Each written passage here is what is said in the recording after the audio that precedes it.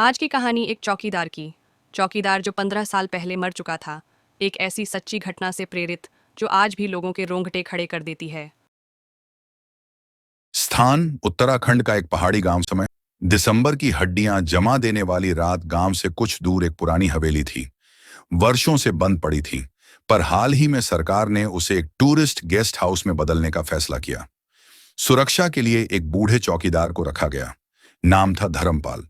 धर्मपाल को गांव वाले पहले से ही अजीब मानते थे।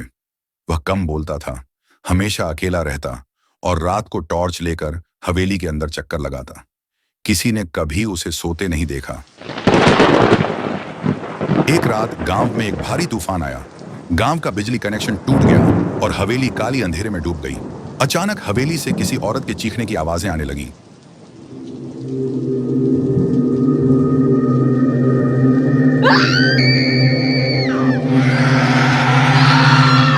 गांव का एक युवक राजू, जो चौकीदार को खाना देने आया था, दरवाजा खटखटाने लगा।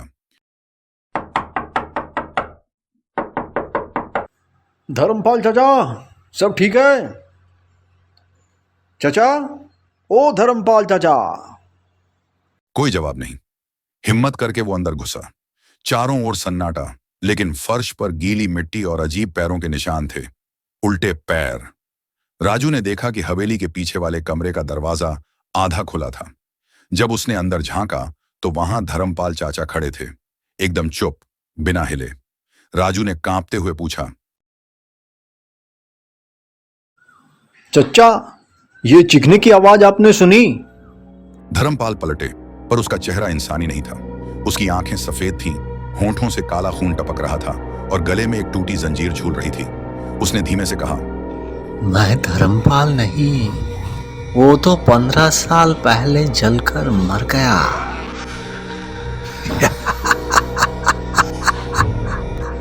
राजू की आंखें फटी रह गईं। वो पीछे भागा, मगर दरवाजा अपने आप बंद हो गया।